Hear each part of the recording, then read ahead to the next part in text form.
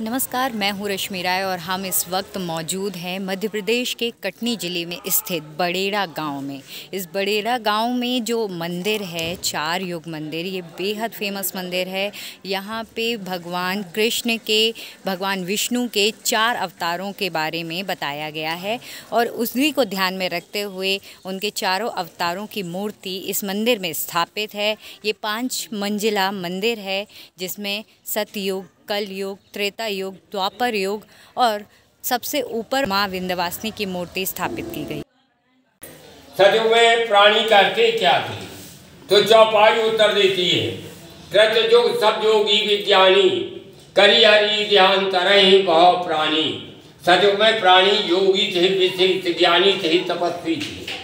हजारों वर्ष तपस्या सतयुग में प्राणी करते थे। स्वतः नारायण भगवान बद्री नारायण में तपस्या करते हैं, वही तीन है।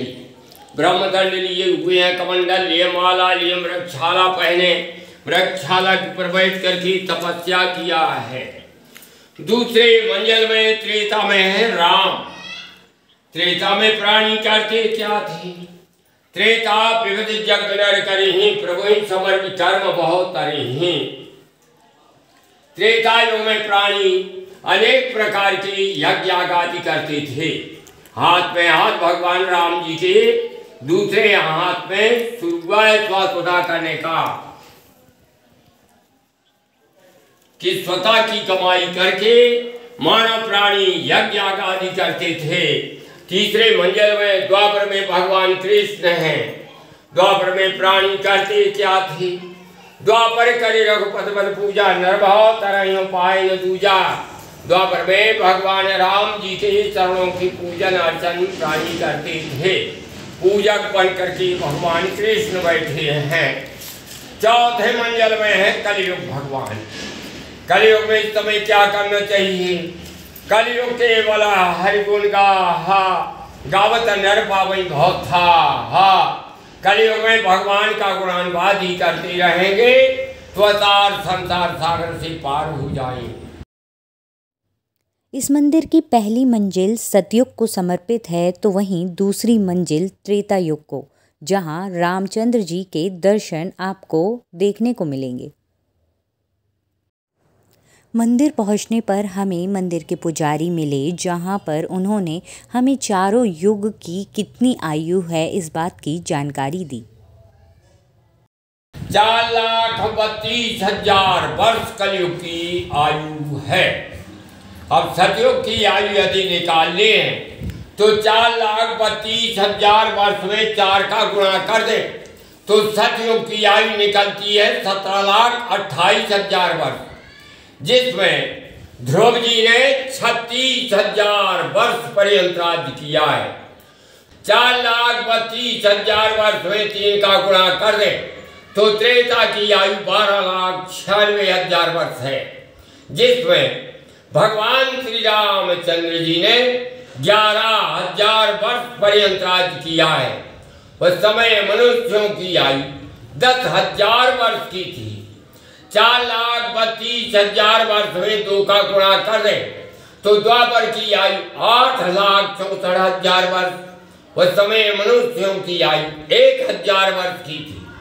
अब आज कलयुग में मनुष्यों की आयु 120 वर्ष की है शास्त्र के आधार पर।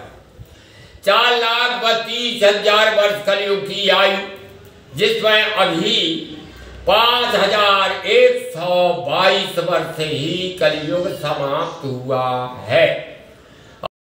मंदिर की तीसरी मंजिल द्वापर युग को समर्पित है, जहां पर भगवान कृष्ण के आपको दर्शन मिलेंगे।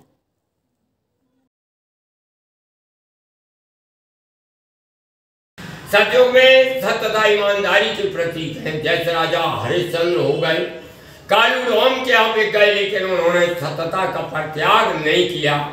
सत्यता ईमानदारी का युग था, इसलिए गौर वर्ण है भगवान। त्रेता में लाल कलर राम जी का दिया गया, जबकि नील वर्णम शुभांगम भगवान काले हैं राम, परंतु यहाँ पर लाल कलर दिया गया है इस कारण कि 25% पाप त्रेता में आ गया था। रावण अत्याचारी हो गया था, इस कारण से लाल कमल सदृश भगवान राम जी का स्वरूप दिया गया है।